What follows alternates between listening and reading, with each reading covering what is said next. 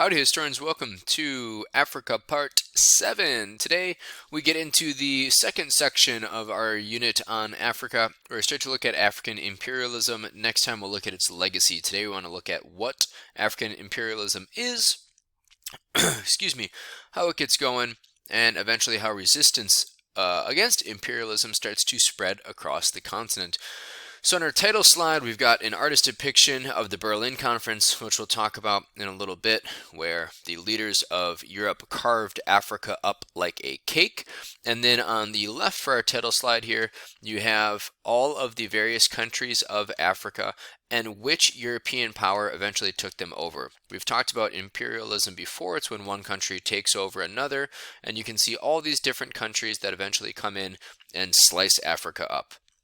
Whether it's the Belgians in the Congo or the French in North Africa like Algeria or the British in North Africa like Egypt, all right? We'll see lots of different imperial powers coming in and taking over parts of Africa. There's only going to be, you can see the white is independent.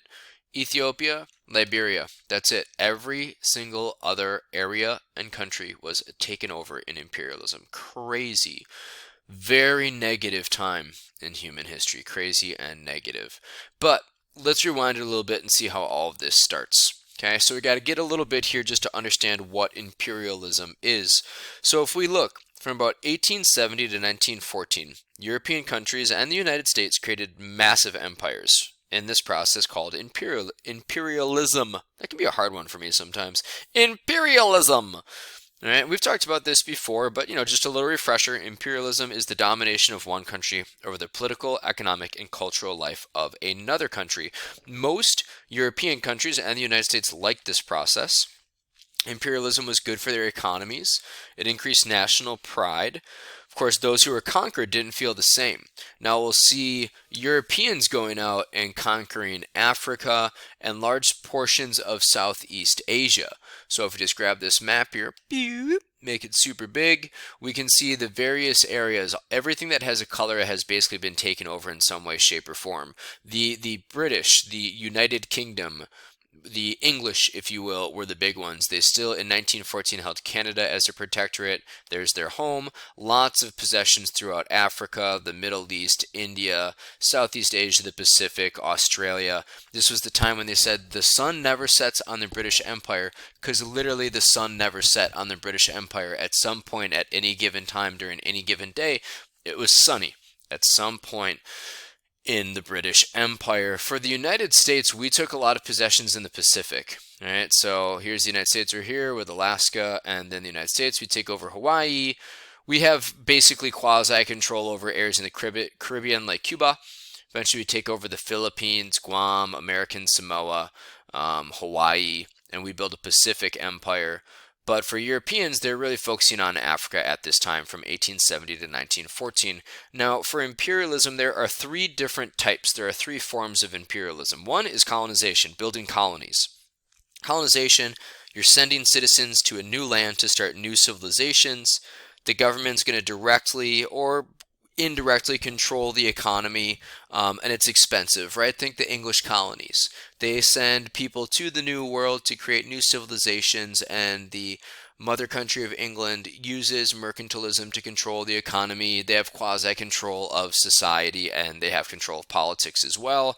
You need a lot of officials. You need to create civilizations, which is expensive. The next type of colony is a protectorate. This is what Canada was for most of its history when it was still part of the British Empire. For a protectorate, the local rulers are left in place, but they're expected to follow the advice of European advisors.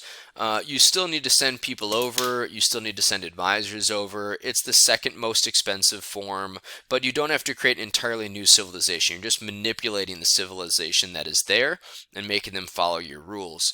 The third form of imperialism is a sphere of influence. This is when an outside power claims exclusive economic privileges over a certain area. This is the least expensive. This is something that we saw with China when we looked at the history of China. This is when a foreign country is going to come in. They're typically going to be more powerful than the country that they're taking over.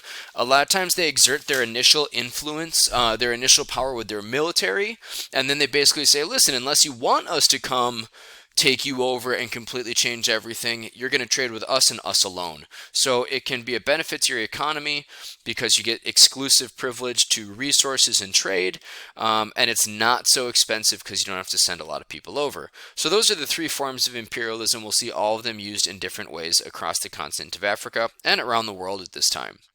Now, next thing we need to figure out is, okay, so how does this get rolling in Africa? How did European contact with Africans increase, and how did that contact help fuel imperialism? Well, European contacts with Africa had been increasing from about 1500 to 1700, as we've previously learned, right? We know about that well. The Portuguese, the Spanish, the Dutch, the English, everyone's going out and sailing and exploring the world. And while they do so, there's lots of exploration and contact happening with Africa as the Portuguese map the coast, and then later as the Dutch and others start to exploit Africans in the slave trade. Now, for a while, geography and disease limited exploration. So in the early goings of contact with Africa, and again, as we've discussed, people really stuck to the coasts of Africa because there were lots of factors that made it difficult to travel in Africa, which we talked about earlier in this unit. It sits up on a plateau.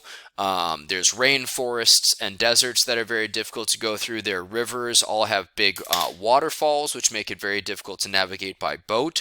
So geography made it very difficult to explore. Also, disease made it very hard for Europeans to go inland. There were lots of diseases in Africa that Europeans didn't have immunities to, like malaria, things that that were transmitted by bugs like mosquitoes.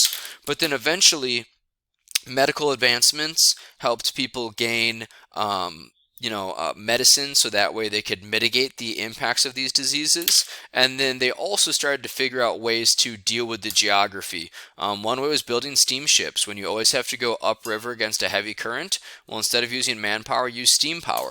Right? You use a motor instead of people, and it's a lot easier to navigate. You still have to deal with the waterfalls, but if you put one at the bottom and top of each waterfall, it makes it a lot easier. So eventually Europeans started to figure out how to get around the factors that were limiting exploration. And when they did that, they started to explore in large numbers. So we started to see explorers push into the African interior in the 1800s. So now that they have medical advancements and technological advancements that are making it easier to get into Africa, they go out and they start to explore the interior.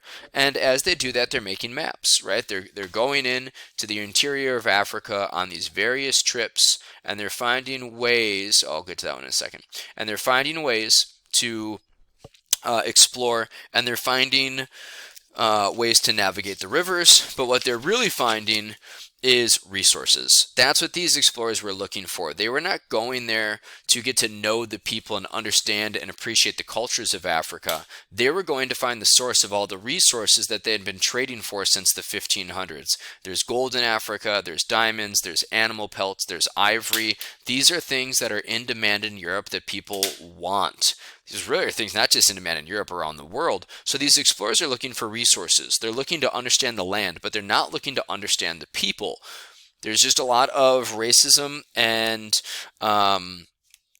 negative treatment right from the get-go, right? We know that from the slave trade. We know how all that played out.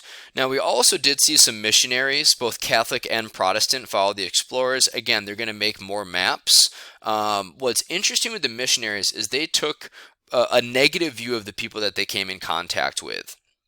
Really, the missionaries came out and saw the Africans as less than, basically white people that they came in contact with. And the missionaries really came out with this idea that when Europeans showed up in Africa, they needed to help civilize, I'm using air quotes, civilize these Africans because the Europeans took a very arrogant, very stereotypical, very racist view of them, whether they were explorers or missionaries. So things not great as Europeans start to push into the continent. They're looking to exploit resources and they're developing a negative view of the people that they come in contact with.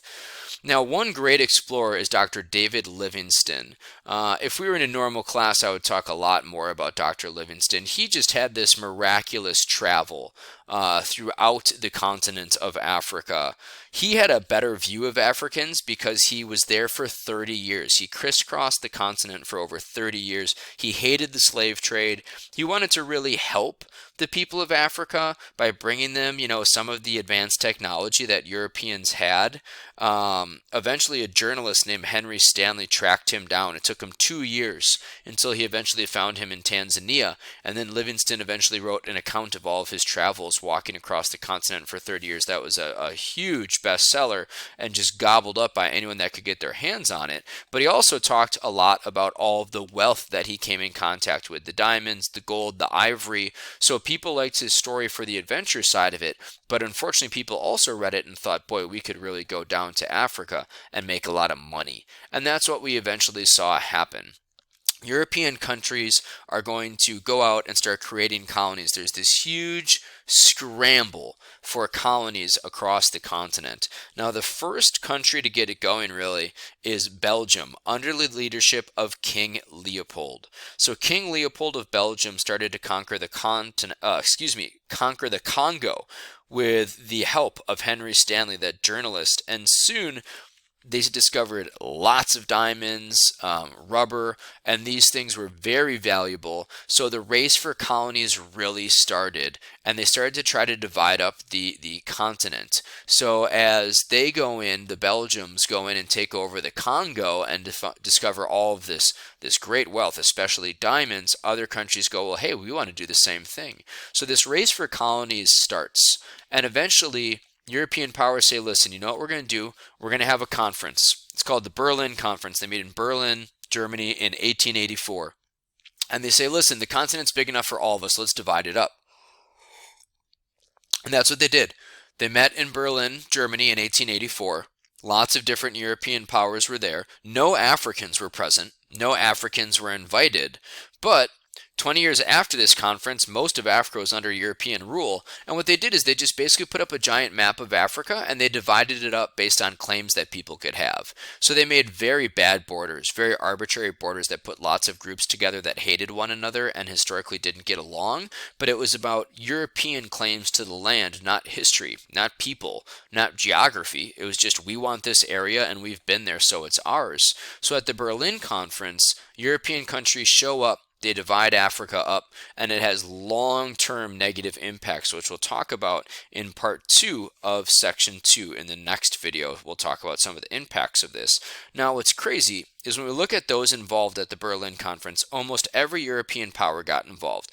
Belgium, England, France, Germany, Portugal, Italy. Who wasn't involved?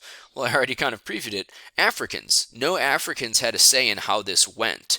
No Africans were invited because, again, the Europeans looked down on them. So all these different European powers just divide up, just slice up the continent so they can go down there and manipulate the continent. So they can just take resources. It's not about positive cultural diffusion. Just like we saw the African slave trade, it's negative cultural diffusion because it's all about economic manipulation and exploitation. So European countries are scrambling to create these colonies as fast as they can because they're going to try to make money off it. But of course, Africans are going to resist this. It's not like people on the continent were just like, oh, yeah, sure, great, come take us over. There was a lot of resistance to this. But we know, again, from a lot of the stuff we've already studied throughout this year, that Europeans are going to have a huge advantage. The Africans were not adequately prepared to face these Europeans, right? The Superiors had superior military technology because of their steel. They had superior military strategies because they had writing and the printing press, and they were able to share ideas.